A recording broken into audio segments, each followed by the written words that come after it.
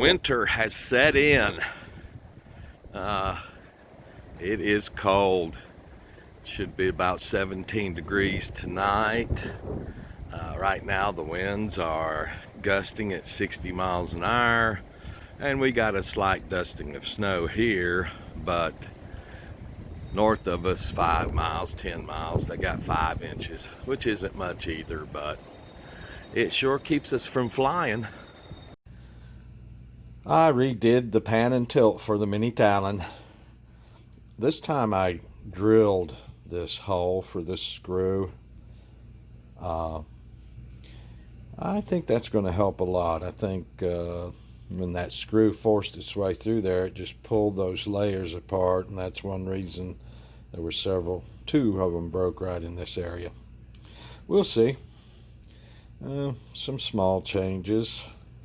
I kind of hot glued the wires in there this time so that there was enough slack in them to go everywhere they should go. I think overall this one's just going to be better than the other ones. They just seem to have printed better. This area just seemed to be in better shape. It's got some lines in here. I think those are caused by too much moisture in the filament, perhaps.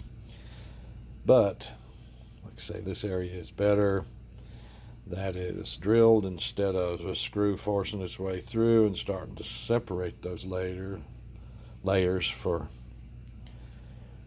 having problems later.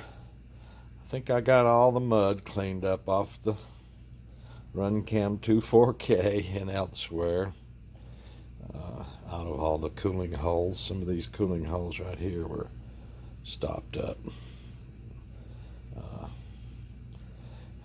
When I mounted the pan assembly onto this top plate for the servo, I didn't get it centered right to left this time.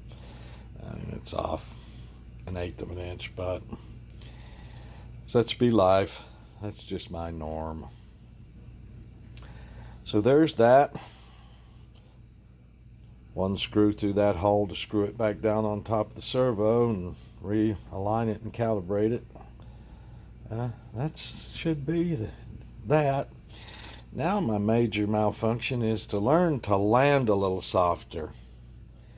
I've made some changes to help that. Plus, like I said in one video, I didn't even choose a landing site until I had taken it out of fly-by-wire.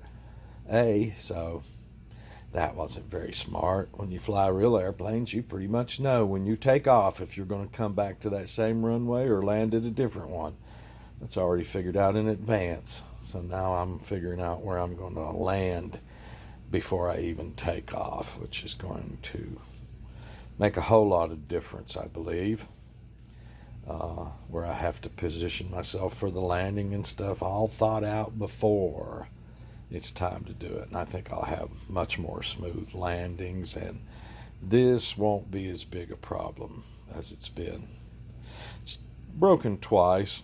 I expect the one on the Skyhunter to break because it's still screwed here instead of drilled, and then the drill hole was the same size as the screw, so the screw wouldn't tighten down, so I had to put some CA and put on it through there. So I think that's all going to work. And then if we look up on the screen, I was watching some videos on YouTube last night about the Talon, which is a bigger airplane than the mini Talon, and I went out looking for that size Talon. Couldn't find it, of course, but Race Day Quads popped up with this, another mini Talon kit for $69. I had looked for them a couple of weeks back, a month back, and couldn't find them anywhere. They were $200 and $300 plus shipping from China if you could find one. So when this popped up at Race Day Quads last night, I said sure, and I ordered one. I started to order 2 of them. I just like this airplane. There's really nothing about it I don't like except for access to the batteries. That's kind of a hassle in that area. But other than that, I like it. So at $69.99, I couldn't pass up buying one for even replacement parts if I have to. Hope I don't have to, but what else? As you saw, it's snowing. Fix the pan and tilt, I think perhaps permanently. The more permanent fix is going to be softer landings, which I think I'll be able to do. Landings aren't too big of a problem for me. Not having it scoped out ahead of time and stuff kind of rushed me the last time, and I think I've got that solved.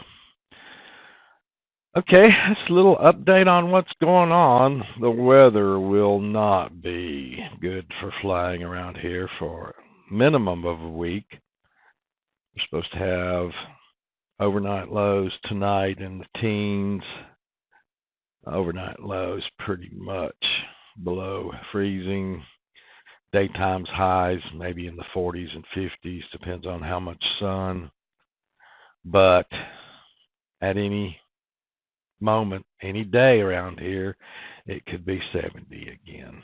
Never used to happen, but it's happening a lot now here. We have, out of 30 days, 20 to 21 of them, somewhere around in there, 3 weeks, are 10 or more degrees above average now, with the other 10 days out of 30 being, 9 or 10 days out of 30 being sort of normal, and there's even a few that are lower temperatures than normal, but the lion's share of them all now are much higher than we've experienced over my lifetime here. I can remember at Halloween when you had to start wearing a jacket, and the jacket didn't come off until probably mid-March. Just recently, we've had 70 degrees for the week of between Christmas and New Year, so very unusual. I'll take it.